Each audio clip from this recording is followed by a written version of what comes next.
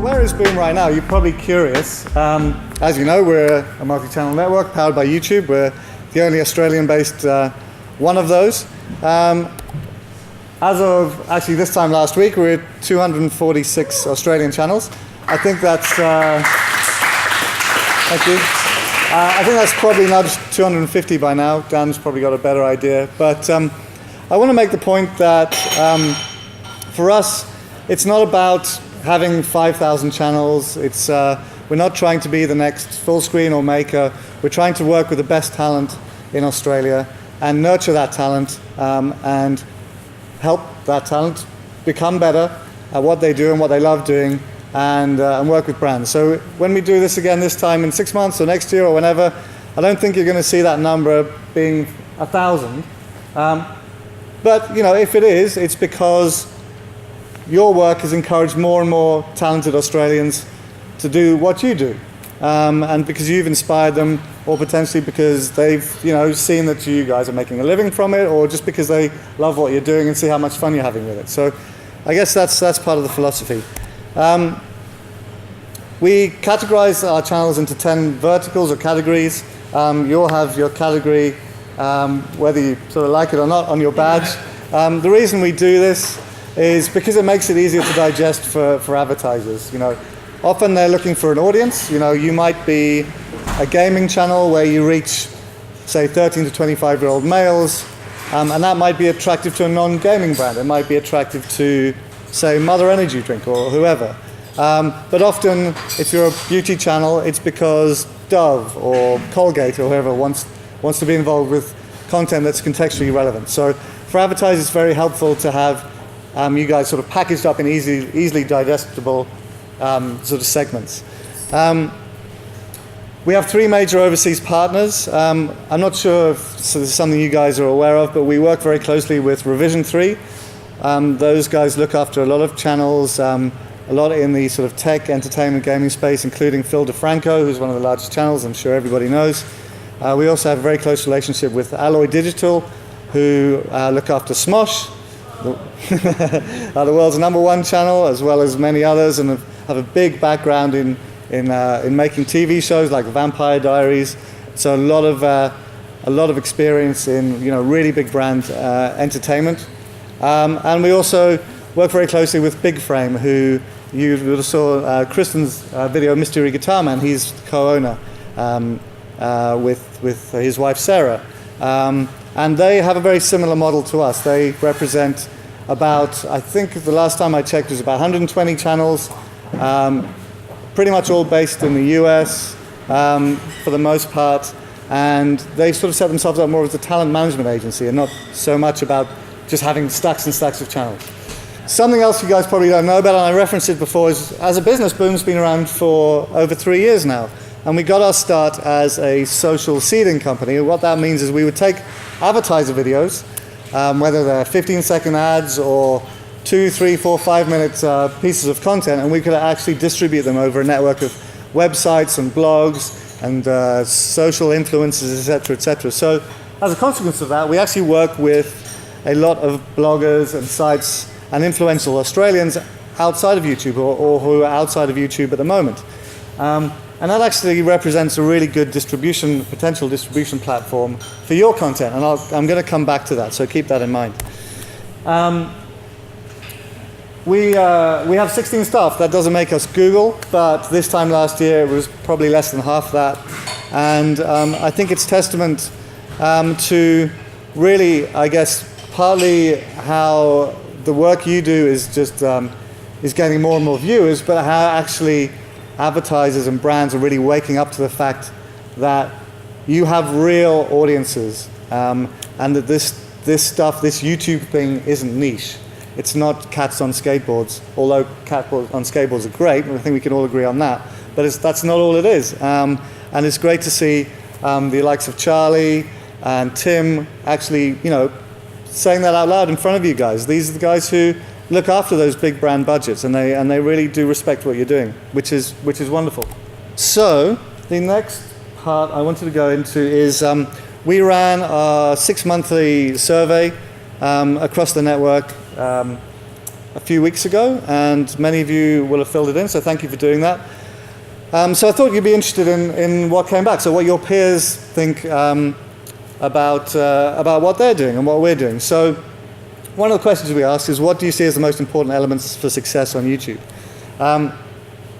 And the one that came out on top was engagement with audience. So I think of anyone who, I think most of our speakers touched on this. In fact, I think they all did.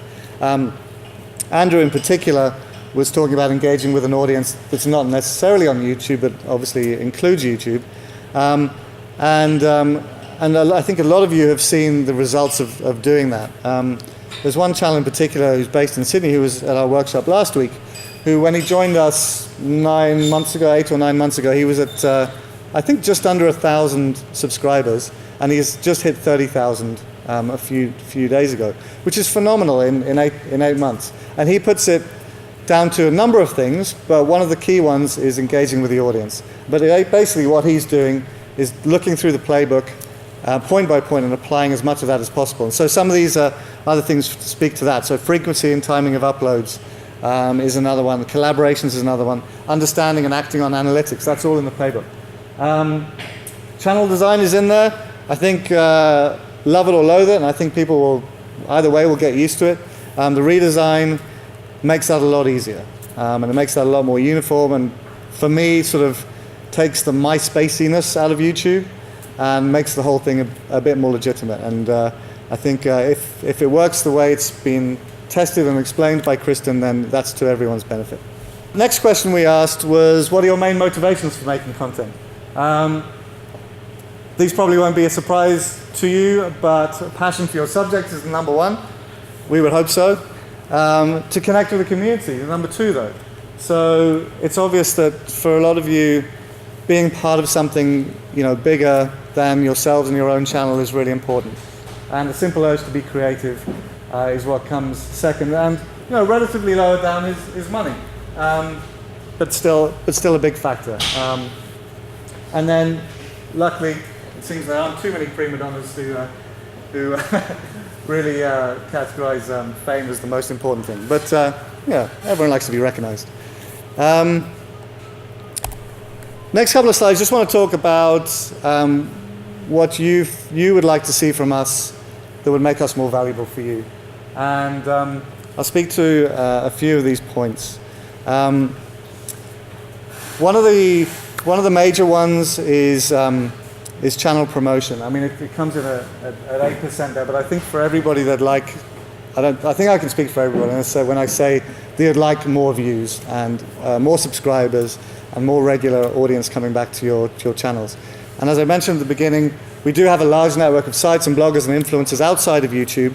And to that end, we are working on a new unit called a native digital video unit, which we are going to be starting to roll out across this network. And basically what that means, it's in the development stage right now. It means that we will be producing a unit, like a little ad unit essentially, which will emulate the look and feel of the environment that's in the website. So it will mimic the font and the background color and fit in the space that the site wants it to. And it will contain content that's relevant to that site. It will be clearly marked as advertising where advertising is being served into it. But if it's a tech site, it will serve tech content in there, whether it's advertising or whether it comes from the network. So there's two goals for this unit. Firstly, to give, three probably. Firstly, to give these websites a new source of revenue. Secondly, to find really relevant placements for the advertisers. And thirdly, as a place to actually promote your content in relevant places. So for the first time, your content will be deliberately put into relevant Australian websites where we'll find new audiences, and they'll be able to play it within the unit, and they'll be able to click back to your channel and subscribe and discover your content. So we're really excited about that. If any of you have websites or blogs and you'd like to try it and be part of the beta stage, please let us know. Shoot a quick email to me or publishers@boomvideo.com.au, and we'll make sure you're involved in that. We're moving into the development stage right now. We've basically canvassed a lot of these websites, and they've all come back saying they're keen for it. I assume it's something you guys would all be keen for too. So, in 6 to 8 weeks, we expect that to be really well advanced and rolled out into quite a lot of sites. One of the other, probably the major one, actually definitely the major one at 31%, was advice. So obviously we're doing things like tonight. We want to do more of these things. We want to do them in more places. We've done Sydney, we've done Melbourne tonight. We'd like to do Brisbane and Perth. And we want to be a resource to you that helps you grow your channels and grow your audiences. But it's not just about showing up every 6 months, putting on a few speeches and handing out a few canapes. It's actually there's a lot more to it, and we want to be a constant source of help to you. So hopefully everybody here has met Emma. Where is Emma right now? There. So Emma is our partner development manager. Her sole reason for living, that might be putting it slightly strongly, but her whole role is basically to help you develop your audiences and develop your revenue potential. So she is actually systematically reaching out to channels on a category by category basis, and giving advice on things she can see that would help you grow your audiences. She also is our liaison between our sales team. There's 6 people in our sales team who work very closely with the ad agencies. She's our liaison with them to make sure that the briefs that they get are going to the right people, and going out to as many of you as possible, but also going the other way to them and saying, you need to work with these channels, or you need to find brands for these channels to work with because they're awesome. So she's your advocate within Boom, which then spreads out to the agency. So she's always there for you. So please do use her as a resource. Design is another one that came up a lot. I think it's as I said, it's a lot easier now with the one channel project with YouTube.